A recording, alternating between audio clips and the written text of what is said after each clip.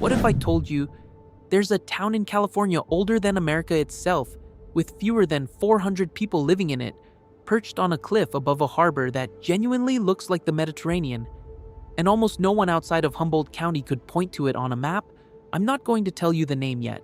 You'll have to wait for number one, but on the way there, we're stopping in 9 other California towns most first-time visitors never see. Places with vineyard views, mountain pine air, and home prices that, I promise you, still start with a 3. If you've ever quietly wondered whether there's still a beautiful, affordable life left in this state, hit subscribe and stay with me. The answer is yes. And here it is. Here's how this works. 10 days, 10 towns, roughly south to north, the way the road actually goes, but I'm counting them down from 10 to 1 by how hard each one hit me. So, the further we drive, the better it gets. Bring a coffee. This is going to be a beautiful ride. Number 10, Solvang. We start in Santa Barbara County, about 35 miles inland from the Pacific, in a town of roughly 6,100 people that looks like someone airlifted a Danish village into California wine country and just left it there.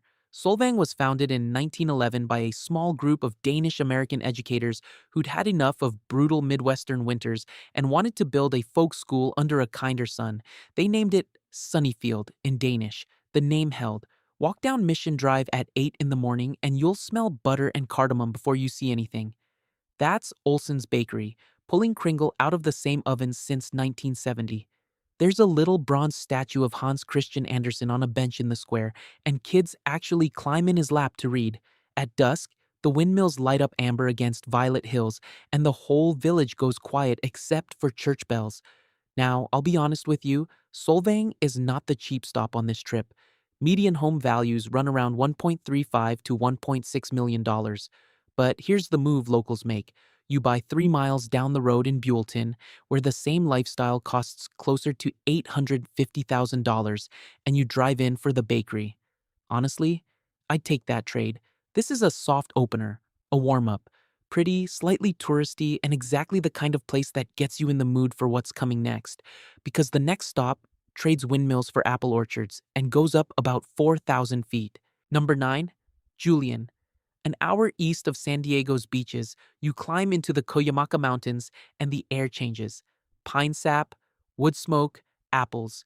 Julian sits at 4,000 feet, population 1,768, and it's the only gold rush boomtown in Southern California. And yeah, it actually gets snow in winter. First-time visitors do a double take when I tell them that. The story here starts in 1869, when a freed slave from Georgia named Fred Coleman pulled gold out of a creek and accidentally started a boom. For a few years, Julian rivaled San Diego in population.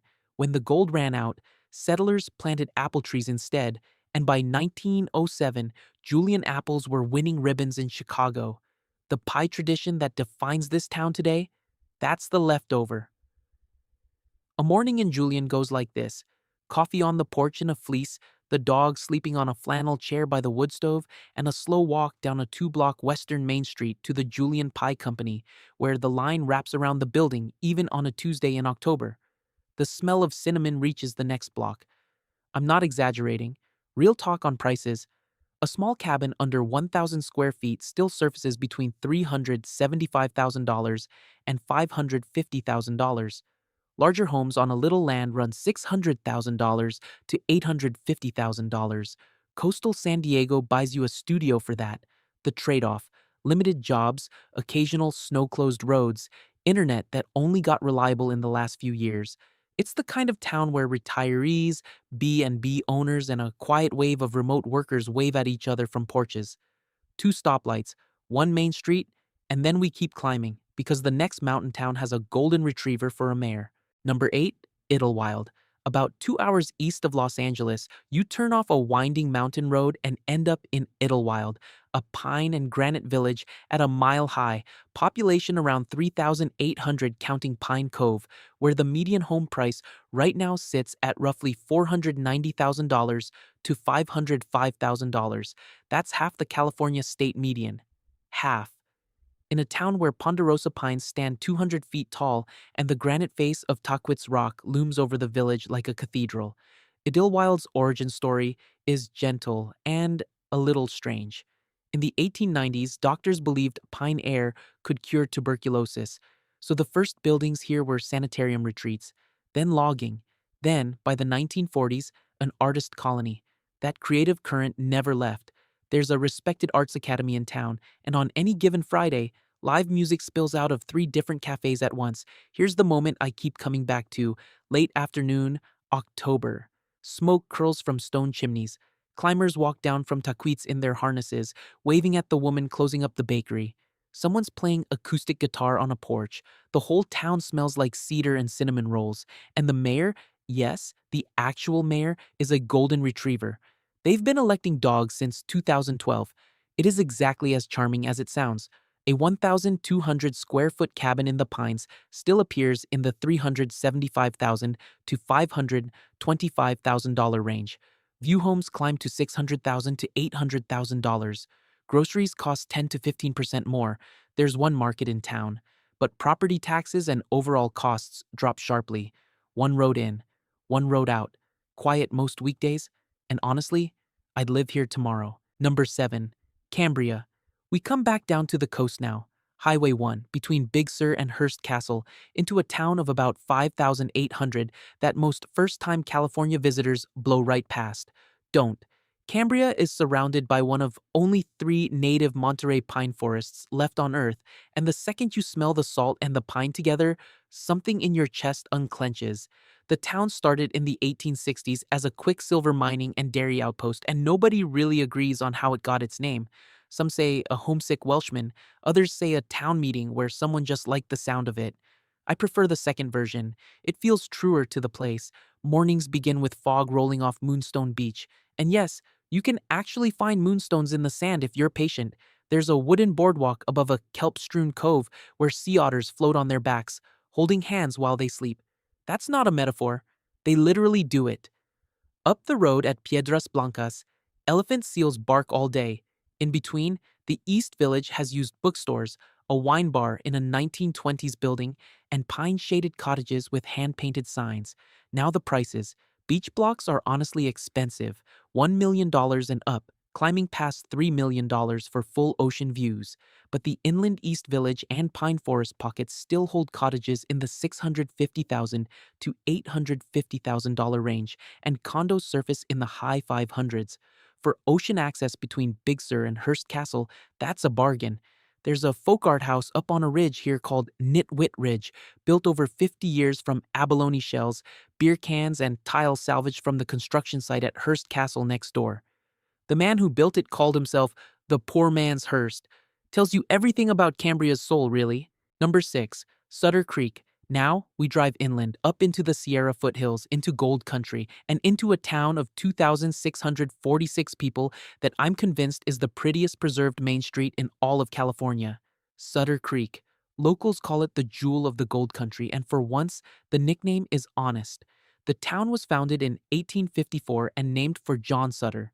Yes, that's Sutter, whose mill 30 miles north started the whole gold rush. It became a quartz mining boomtown that briefly helped fund Leland Stanford's fortune. The Knight Foundry here, opened in 1873, was the last water-powered foundry in America still running, all the way until 1996. Think about that. Water and gold and iron still turning into the era of cell phones. Walking Main Street today feels like the set of a western that someone forgot to strike. Brick storefronts with white iron balconies, oak shade on the sidewalk, a wine bar inside an old bank vault, an opera house from 1919 that still stages plays, bakeries that put loaves out by 6:30 in the morning. The creek runs right behind the buildings, soft and constant. Prices here are still genuinely livable. Restored Victorians and bungalows generally run $425,000 to $675,000, and newer homes outside the historic core land between $700,000 and $850,000. A retiree on Social Security plus a modest pension lives well here. Summer heat is real, 95 and up, and you're an hour from a big hospital. Be honest with yourself about that. On summer evenings, the old gas lamps flicker on one by one, and the families who opened ice cream shops in the 70s are still scooping cones to the grandchildren of their first customers. That's the part that gets me. Quick thing before we keep going. The next four towns are even more beautiful and even more affordable than the ones we've seen so far. If you haven't subscribed yet, this is the moment because I'm telling you, the number one town genuinely doesn't feel real until you're standing in it. Stay with me. Number 5. Murphy's. Half an hour further into the Sierra foothills, still in gold country, sits a town of about 2,200 that I describe to people like this. Imagine if Napa Valley and a gold rush boomtown fell in love and had a kid. That kid is Murphy's, 4 blocks of Main Street, over 25 wine tasting rooms, and a recent median home sale price of $475,000. Yeah, you heard me. Half the California median. In actual wine country, the Murphy brothers showed up in 1848 and reportedly pulled $1.5 million in gold out of one creekside claim in a single year. The town that grew around them became the watering hole of the mother lode. Mark Twain, Bret Hart, John Muir, Ulysses S. Grant. They all signed the guest register at the Murphy's Historic Hotel, built in 1856. That hotel is still serving dinner tonight. The original register sits under glass at the front desk, and Twain's signature is still there in faded ink from the night he was working out the celebrated Jumping Frog of Calaveras County. A Saturday in Murphy's feels like a small European market town, wine flights on the sidewalk, a creek with little stone bridges running beside the main street, families wandering between a candy shop and a 30-year-old bookstore, vineyard hills rising right behind town. Cottages in the village proper run $400,000 to $600,000. Vineyard properties on acreage land between $750,000 and $1.4 million. The same property in Napa or Sonoma? Try $1.5 million to $2 million as a starting point. Local jobs are limited, fire season is real, but for the wine country dream on a teacher's budget, this is the strongest case in California. Number 4. Dunsmuir. We keep heading north now, way north into a deep river canyon in Siskiyou County, and the road narrows, and the trees get taller, and suddenly, there it is, Mount Shasta. 14,179 feet of white volcano hanging over a town of 1,707 people. That town is Dunsmuir, and the median home value here sits around $324,000. I want you to read that number again. $324,000 in California, with that mountain. Dunsmuir was born in 1886 when the Southern Pacific Railroad pushed its Shasta route through the canyon. The story goes that a Canadian coal baron named Alexander Dunsmuir offered the town a brass and marble fountain on the condition it took his name. The town agreed. The fountain still flows, 24 hours a day, free from a stone basin in the city park. Locals call it the best water on earth, and some have been filling jugs there at sunrise for 50 years.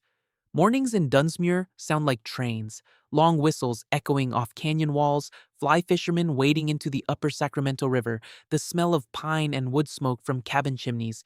You can rent a refurbished caboose to sleep in overnight right at the old rail yard.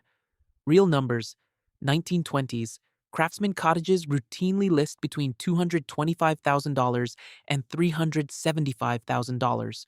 Riverview homes land in the $400,000 to $550,000 range. A retired couple on Social Security can comfortably own a home here. That sentence is almost extinct in California. Trade-offs are honest. The economy is small, grocery options are limited, winter is real winter. But you wake up to that mountain every single day. Honestly, I think about Dunsmuir more than I should. Number 3, Nevada City. Back south a bit into Nevada County, into a town of around 3,150 people that I think is the most cinematically preserved gold rush town in California. And that's a high bar. Nevada City. Gas lamps that actually burn gas, brick saloons, balconied storefronts in ochre and red, an opera house, a bookstore older than most of the people in it. In 1850, Nevada City had 10,000 residents and was briefly the third largest city in California, bigger than Los Angeles. Let that settle for a second. The Nevada Theater, built in 1865, is the oldest continually operating theater west of the Mississippi. Mark Twain spoke from that stage. So did Jack London. They still run films and plays there tonight. Modern Nevada City is, quietly, an arts and music capital, a film festival, a packed live music venue, novelists in the cafes, musicians on the porches. The Yuba River, 10 minutes out of town, has swimming holes so clear locals call them California's Mediterranean. I've stood in that water in August. They are not wrong. Now, the honest part, Nevada City has gotten more expensive. Average sold prices recently sat near $706,000, with listings closer to $785,000 to over $1 million for restored Victorians. But, and this is the move, 3 miles down the road in Grass Valley, cottages still surface in the $475,000 to $650,000 range. Locals live in Grass Valley and play in Nevada City. Hundreds have done it. Every December, for one weekend, the whole downtown closes to cars, the gas lamps are lit by hand, and locals walk the streets in 1880s period dress. They've done it since 1979. Grandparents and grandchildren. I keep thinking about that. Number 2, Ferndale. Now we go far north, all the way up to Humboldt County, into a flat valley of emerald dairy pastures ringed by misted redwood hills. Population, about 1,375, a median home value of roughly $492,000, genuinely below the California state line, and a downtown so impossibly preserved that you'll think you walked onto a movie set. You sort of did. Several films have shot here. Ferndale was founded in 1852 by two brothers, Seth and Stephen Shaw, who borrowed a canoe from the Wiyot people and paddled across the Eel River into a valley of giant ferns. By the 1880s, the surrounding dairies were so profitable that farmers competed to build the most ornate Victorians in town. Locals nicknamed them the Butterfat Palaces. Most of them are still standing, painted lavender, mint, butter yellow, robin's egg blue. A morning in Ferndale, wood smoke and wet pasture, fog drifting in from the Pacific just 5 miles west, a slow walk down a single main street where every storefront is a story. The Ferndale Repertory Theater, running since 1972, putting up posters for the next play. The Christmas tree they light every December, over 125 feet tall, one of the tallest living community trees in America. Restored Victorian cottages still appear in the $385,000 to $575,000 range. The same Victorian in San Francisco would clear $1.8 million. Easy. The honest trade-offs: you're 5 to 6 hours from a major airport, winters bring 60 inches of rain, and the economy leans hard on dairy, tourism, and creative work. But here's the detail that breaks me. Every spring, for 50-plus years, Ferndale hosts the Kinetic Grand Championship, a 3-day, human-powered art vehicle race across 42 miles of sand, river, and road. It started as an argument between two neighbors in 1969. It became the town's soul. That's the kind of place this is. Doors still get left unlocked here. I'm not making that up. Number 1, Trinidad. So we come to it. The town from the very top of this video, the one I've been quietly holding back for 40 minutes. Drive 30 more minutes north from Ferndale, up Highway 101, past the southernmost redwoods of the Pacific coast, and you'll reach a bluff above the sea. On that bluff, a fishing harbor full of giant sea stacks rising straight out of turquoise water. A small white lighthouse on the cliff, pastel cottages stacked on a forested headland, and a population of about 360 people. That's it, 360. This is Trinidad, Humboldt County, and it is the oldest town on the entire northern coast of California. Spanish explorers landed here on Trinity Sunday in 1775, the year before the United States declared independence. They named it Trinidad and sailed away.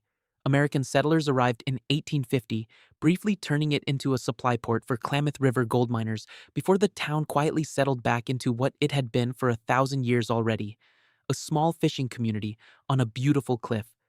The Yurok ancestral village of Tsurai sat on this same headland for over 1,000 years before any of that.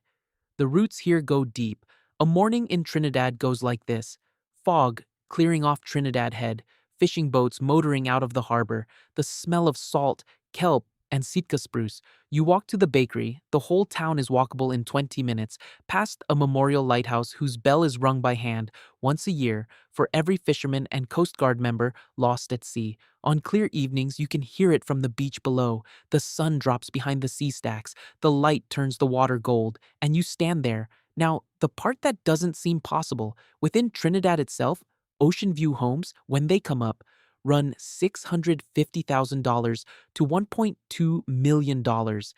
But in the surrounding unincorporated areas, West Haven, McKinleyville, Big Lagoon, comparable forest and ocean settings still surface from $425,000 to $650,000.